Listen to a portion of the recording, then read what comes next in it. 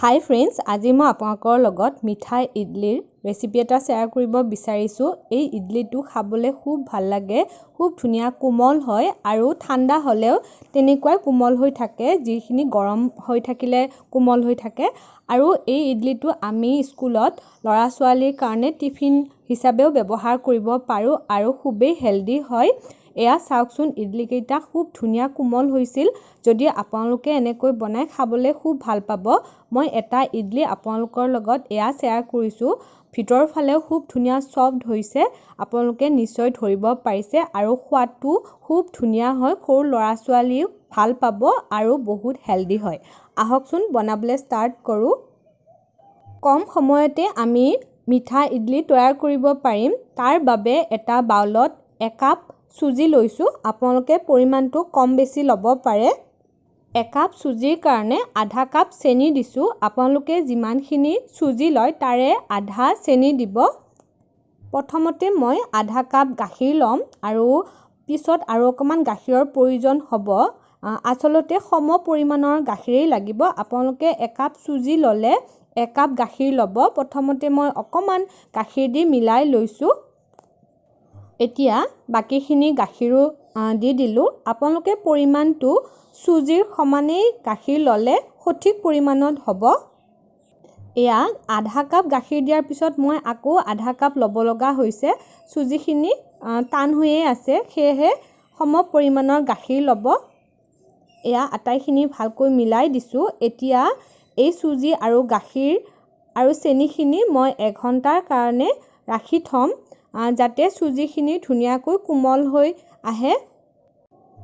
এঘণ্টাৰ পিছত এয়া চাওকচোন, চুজিখিনি অকণমান ফুলি আহিছে আৰু খুব ধুনীয়া কোমল হৈছে। এতিয়া ইয়াতে 2-3 চামুচ নাৰিকলৰ ৰুকি লোৱা নাৰিকল দিছোঁ। নাৰিকলটো অপশ্যনেল হয়, কিন্তু নাৰিকল দিলে খাবলৈ খুব টেষ্ট হয়। আপোনালোকে ড্ৰাই নাৰিকলো ব্যৱহাৰ কৰিব পাৰে, নাইবা নাৰিকলৰ সৰু সৰু টুকুৰাও ব্যৱহাৰ কৰিব পাৰে। আৰু অকণমান কাজু সৰু সৰুকৈ কাটি লৈছোঁ আৰু এইখিনিও দি দিছোঁ। এতিয়া অকণমান ইয়াত পানী দিছোঁ। যিহেতু অকণমান চুজিখিনি ডাঠ হৈছে, গাখীৰখিনি শুকাই গৈছে, আপোনালোকে পানীৰ সলনি গাখীৰো ব্যৱহাৰ কৰিব পাৰে। এতিয়া পানীখিনি দি এনেকৈ মিলাই ল'ব। এতিয়াও টান হৈ আছে, মই আৰু অকণমান পানী দিম। যেতিয়া আপোনালোকে অকণমান ঢিলা কৰিব, তেতিয়া খুব ধুনীয়া ইডলিকেইটা ছফ্ট হ'ব। অকণমান যদি টানকৈ ৰাখে তেতিয়াহ'লে ইডলিকেইটা অকণমান টান টান হয়। সেয়েহে এয়া চাওকচোন কনচিষ্টেঞ্চিটো। আৰু আটাইখিনি ভালকৈ মিলাই লৈছোঁ। এতিয়া শেষত মই আধা চামুচৰ অকণমান কম বেকিং পাউডাৰ দিছোঁ আৰু বেকিং পাউডাৰখিনি দি খুব ধুনীয়াকৈ মিলাব লাগিব।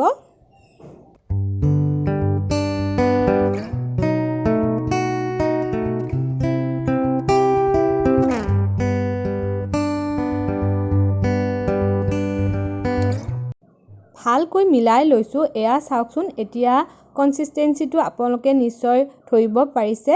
এতিয়া মই সৰু সৰু বাতি 3টা লৈছোঁ। আপোনালোকে সৰু সৰু বাতি 3-4টা থাকিলে এনেকৈ ল'ব, বা ষ্টীলৰ যিকোনো সৰু এনেকুৱা ধৰণৰ সঁজুলি থাকিলে আপোনালোকে ল'ব পাৰে। এতিয়া অকণমান অকণমান বাতিকেইটাত মই ঘি দিছোঁ। আপোনালোকে ঘিৰ সলনি ৰিফাইনো ল'ব পাৰে, কিন্তু ঘি দিলে গোন্ধটো খুব ধুনীয়া হ'ব। ঘিউখিনি মই ধুনীয়াকৈ বাতিটোৰ চাৰিওফালে লগাই লৈছোঁ, যাতে ইডলিকেইটা উলিওৱাৰ সময়ত অসুবিধা নহয়।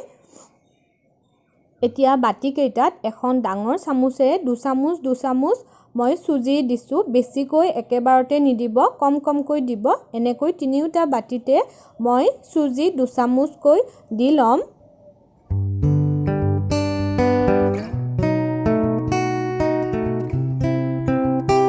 এতিয়া এটা কেৰাহী গেছত বহুৱাই দিছোঁ আৰু ইয়াতে এগিলাচ পানী দিছোঁ আৰু ওপৰত এখন এনেকুৱা এলুমিনিয়ামৰ জালি দিছোঁ। আপোনালোকে ষ্টীলৰ প্লেটো দিব পাৰে।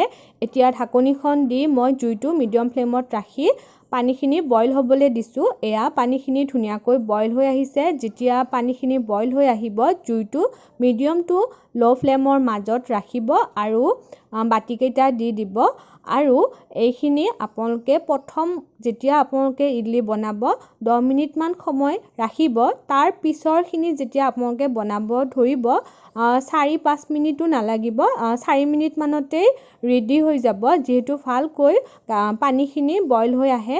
আৰু মই দেখিছেনে ঢাকনিখনৰ ওপৰত কাগজৰ শিলা এটা দি দিছোঁ, এনেকৈ এয়াৰটো নাযাবৰ কাৰণে আপোনালোকে দি দিব, তেতিয়া খুব ধুনীয়াকৈ ইডলিকেইটা হৈ আহিব।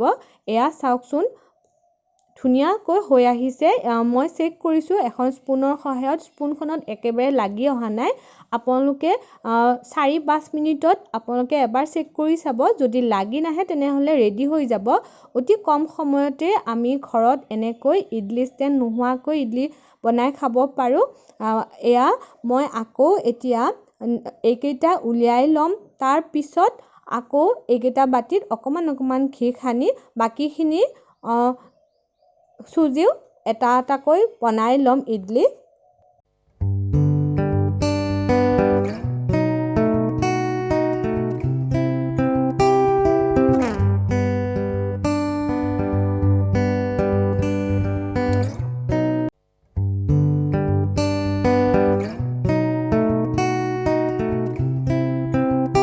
ইডলি তিনিটা নুমোৱাৰ পিছত আকৌ বাতিকেইটাত মই এয়া ঘিউ সানি লৈছোঁ আৰু তেনেকৈ প্ৰথমতে বনোৱাৰ দৰে আটাইকেইটা ইডলি বনাই ল'ম। এইখিনিতে আপোনালোকক ৰিকুৱেষ্ট কৰিছোঁ, যদি মোৰ নতুন ৰেচিপিবোৰ চাব বিচাৰে, যদি চেনেলটো ছাবস্ক্ৰাইব কৰা নাই ছাবস্ক্ৰাইব কৰি কাষতে থকা বেল আইকনটো ক্লিক কৰি অল কৰি থ'ব। এয়া চাওকচোন খুব ধুনীয়া কোমল মিঠা ইডলি মোৰ ৰেডি হৈ গ'ল। পুনৰ এটা নতুন ৰেচিপিৰ সৈতে লগ পোৱাৰ আশাৰে আজিলৈ এৰিছোঁ। ধন্যবাদ।